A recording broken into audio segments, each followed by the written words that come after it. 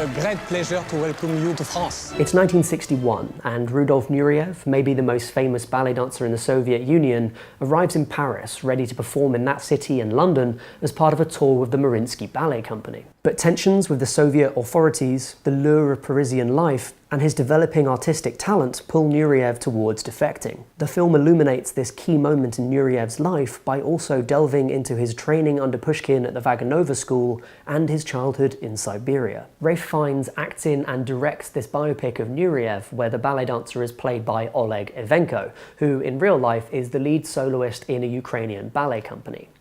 Right away, that settled my main concern about the film, which was that the performer wouldn't be able to match the physicality needed for the role of Nureyev. Having such a skilled performer in the role means that Fiennes is able to focus on Rudy's developing style as a key element in the film, looking to his unconventional physical approach as a mirror to the ideas and pressures that are leading him to defection. And Fiennes' ability as an actor translates into a number of good performances in the film. His own role as Pushkin, the teacher of Nureyev, is relatively small but reliably good.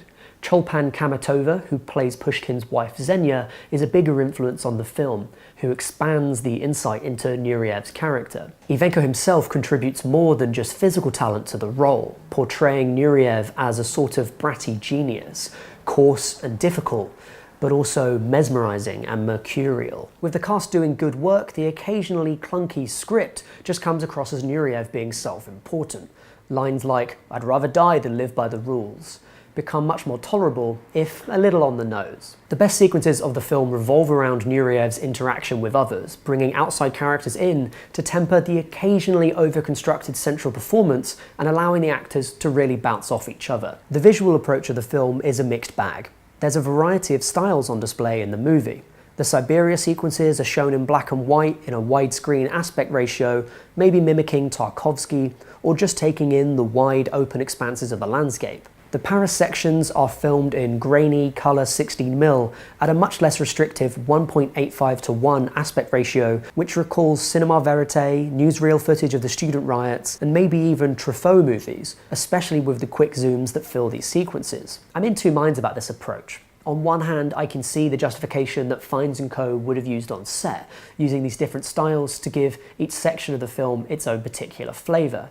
But on the other hand, the intercutting between formats and aspect ratios really serves to sever the continuity of ideas between these different sections of the film, and at its worst it feels arch and artificial.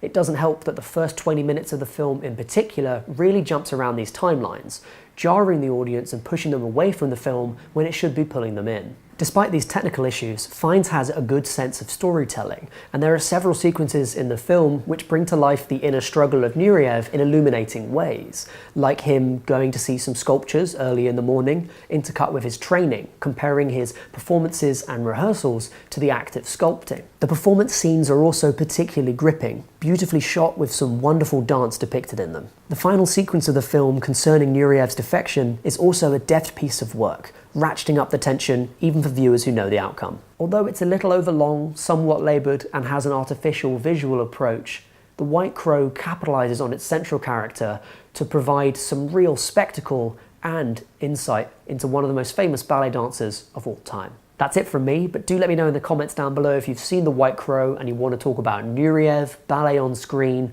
Ralph Fiennes, and The White Crow. Have a good one. Bye for now.